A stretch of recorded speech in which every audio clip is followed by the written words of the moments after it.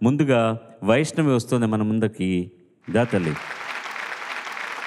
తను ఎంపిక చేసుకున్న పాట దాశరథి గారి రచన. పాలగుమ్మ విశ్వనాథం గారు ఎంత పట్టం కట్టారో లలిత సంగీతానికి ఆల్ ఇండియా రేడియో ద్వారా, వేరే పిల్లలకు నేర్పించి వారి చేత పాడించడం ద్వారా చాలా అందమైనటువంటి వ్యక్తిత్వం, అందమైన పాటలు చేశారు మహానుభావులు. ఆయనే సంగీతం గానం పాలగుమ్మ విశ్వనాథం గారు. చల్లగాలిని పిల్లన గ్రోవిగా అన్న పల్లవితో సాగే ఈ గీతాన్ని విందాం, ఆనందిద్దాం, ఆశీర్వదిద్దాం.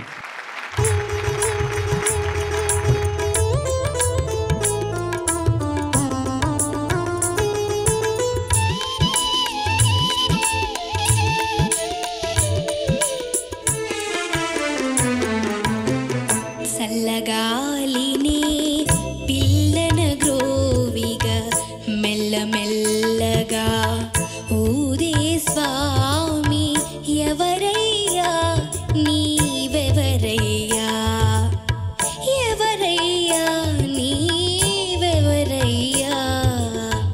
చల్లగాలిని పిల్లన గ్రోవిగా మెల్లమెల్లగా ఊదే స్వామి ఎవరయ్యా నీవెవరయ్యా, ఎవరయ్యా నీవెవరయ్యా.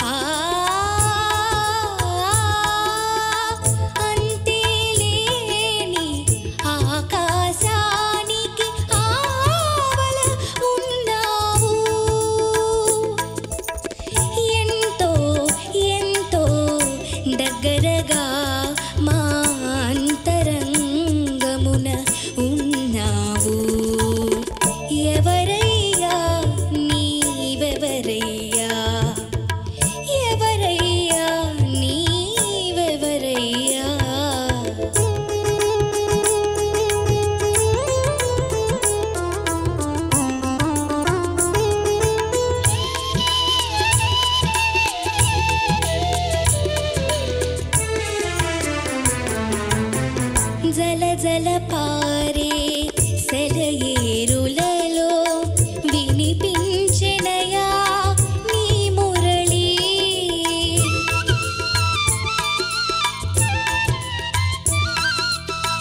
జల జల పారే సెలయేరులలో వినిపించెనయా నీ మురళి.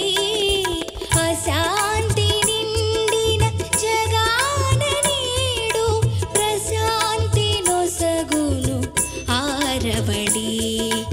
అశాంతి నిండిన జగాన నేడు ప్రశాంతి నొసగును ఆరవడి.